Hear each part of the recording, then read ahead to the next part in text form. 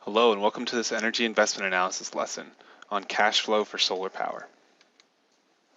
In this lesson, we're going to learn how to calculate the correct dollar per kilowatt hour to use for energy improvements. And we're going to define solar renewable energy credits and state why the markets for them exist. Discuss the different markets and rules for SRECs and identify when the consumer or company owns the SRECs. And calculate how the degradation of solar power output affects the cash flow of a photovoltaic system. And also calculate loan payments in Excel. So let's talk about two ways to calculate electricity rates and which is correct. So there's two separate ways we could calculate the dollar per kilowatt hour. We could get the total bill, the total electricity bill, and divide by the kilowatt hour usage, or we could divide only the energy charges by the kilowatt hour usage. So take a second to think about what is correct in this example. And if you have the slideshow open, you can click this link to download the utility bill that we're going to use in the next couple examples. So let's start with number one. If we look at the utility bill that I mentioned, we're going to take the total kilowatt hours, which is the 42,240, and divide by the total bill, which is 40,060 and 88 cents. And we get 9.61 cents per kilowatt hour. Okay, so that's relatively straightforward. Now let's look at the other method. Now we're going to look at the energy charges. So what I mean by the energy charges are any charges that would change when the kilowatt hour or energy usage increases. So let's take a look at two different things here. If we take a look at these charges up here, the distribution charge, the first distribution charge, is dependent on the kilowatts, which is the power. So that's a power charge. So we're not going to include that in our calculation. This is because the solar panels may not decrease the peak demand. This is a more advanced concept to think about, but that means that the 118 is that peak demand for the month, and maybe your solar panels aren't generating during that. So we're going to use this conservative way of estimating our cost per kilowatt hour. So we take the energy charges from up here, anything that says kilowatt hour or anything's charged per kilowatt hour up here, and that's this 272.66. And then the supply charges that are down here are the 3,203.48. For a more detailed explanation of this, you can watch my energy accounting playlist. So now we total up the energy charges and we keep the same total kilowatt hour usage, and this ends up being 8.23 cents per kilowatt hour. So these are our results from number one and number two.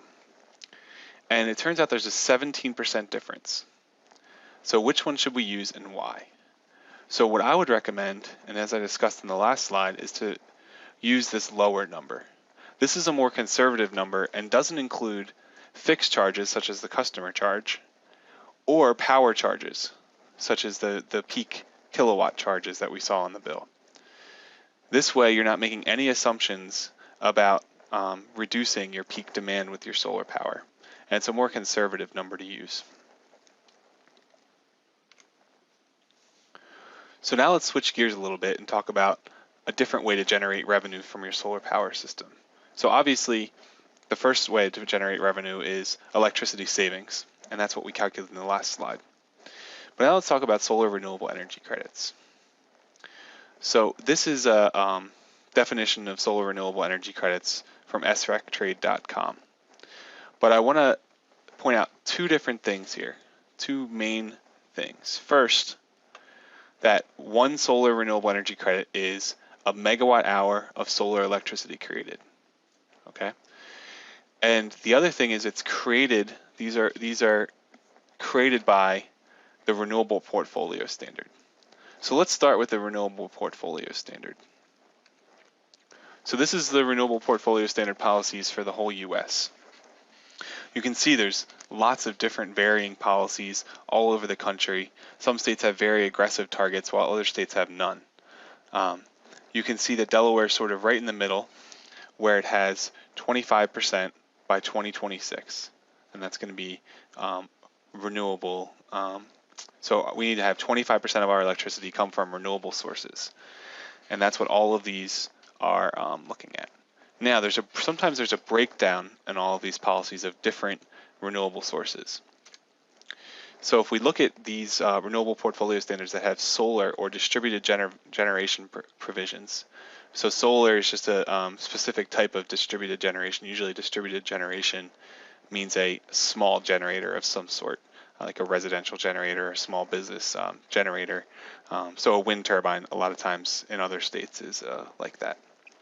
So if we look at Delaware on the right side, we need to have 3.5% PV, which is photovoltaic or solar panels, by 2026.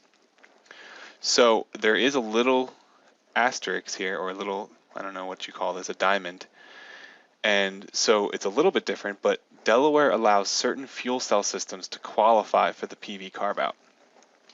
So I'm not going to get into all the politics here, why this is the case, but basically what this means is some fuel cells that take in natural gas and make electricity can qualify for the solar renewable energy carve-out.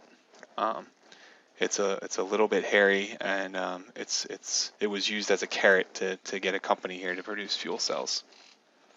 So what does this mean? Why is this renewable portfolio standard linked with the solar renewable energy credit?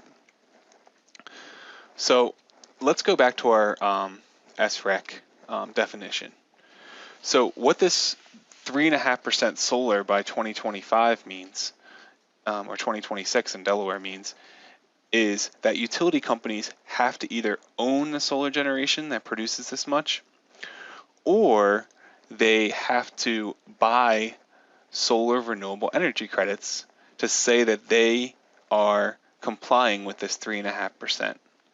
So all it means is that the utility companies have to earn a certain number of solar renewable energy credits each year. And really what's happening is that every year they have to earn a little bit more until the 3.5% in 2026. And if they don't earn enough credits, they have to pay a fine, or Solar Alternative Compliance Payment, SACP. So any utilities that don't own enough solar renewable energy credits have to pay this fine. So that's where the solar renewable energy credit market comes from. But for the consumer, it gets a little bit hairy in Delaware. There are actually 3 ways to sell SRECs in Delaware, and that's the SREC spot market, the SREC procurement program, and the SREC purchase program. So I do want to show you, there's these links here, and let's just click on one of them and I'll show you what it brings up. So it brings up a really good resource called Desire. So it's from the North Carolina Clean Energy Technology Center, and it has a really good overview of a bunch of different incentives for renewable energy. So you can see these are the websites for the Delaware SRECs, but there's all sorts of renewable energy and energy efficiency programs that they give a lot of information for. So I just want to show you that. So there's 3 different types, and all these link to the Desire website. There's the spot market, the procurement program, and the purchase program. So let me go through all 3 separately. So the SRECs can be sold up to 3 years after they're generated, and that's why you sort of see some of these different years, these different year colored lines in this graph. So the big thing here is these are the prices. On the left-hand side are the price per SREC sold in different years in Delaware. So this is the open market. So you can sell your SRECs on the open market every single year, or you can hoard them for 3 years when they've been generated. And these are the market prices. So you can see this fluctuates quite a bit, and actually it's been decreasing or staying flat since 2011, and it decreased a lot from 2009 to 2011. So this is very dependent on renewable portfolio standard policy, and these prices are very dependent on that. So it's something that may fluctuate up and down in the future, and it's hard to guess. But as a consumer, if you wanted to, you could, every time you have an SREC generated, you could decide when to sell it on this market. So that's one option you have for SRECs. The second option is the SREC procurement program. So this is a program made to give consumers a little more a little less risky investment in SRECs. So what happens is a competitive bid system is conducted for several different tiers. So in general, this N1, E1, E2 tier is small residential systems or small commercial systems. These are larger systems, the N2. The N3 are even larger systems, and so on. So there's a certain number of SRECs that during this competitive bid system will be bought in each of these tiers.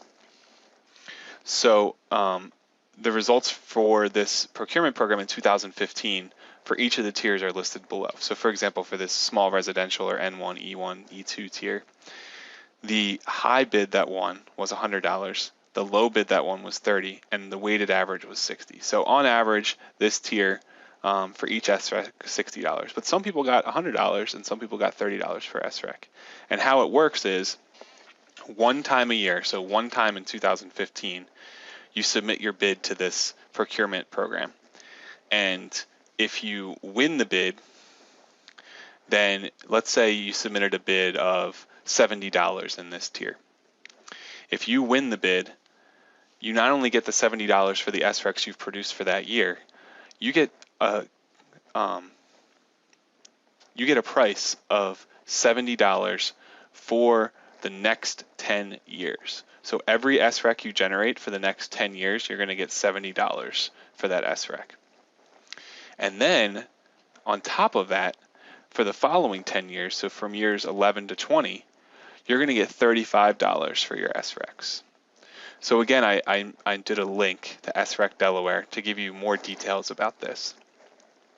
But it's much less risky than the open market or spot market program. But still, you might not win your bid. So you would have to go back and buy on that open market for the years you don't win that bid. So there's pros and cons to it, and something to take into account when you make your cash flows. So the last purchase is, the last option you have for your SRECs is to actually get rid of all your SRECs on day one of your system. So the Sustainable Energy Utility of Delaware, or the SEU, will give you a flat rate of $450 per kilowatt of your solar installed. So if you have a 2 kilowatt system, they'll just give you $900 up front, and they bought your SRECs for the next 20 years. So this is another option. This is the least risky because you know exactly what you're going to get for your SRECs up front, but you may have to think about when you're making your cash flows if that's the most beneficial. So just a note about SREC ownership. SRECs are only owned by the customer when the solar system is bought or financed by the customer. So when the solar panels are actually owned by the customer. They are not owned by the customer in a power purchase agreement or PPA or in a lease agreement. So a lot of the quotes that you may look at may be PPA or a lease agreement, and you don't own the SRECs, the company does. So that's something big to think about as you're doing these sort of cash flow calculations. So the next video, we're going to go over solar degradation and loan payments in an Excel file. Thanks for watching.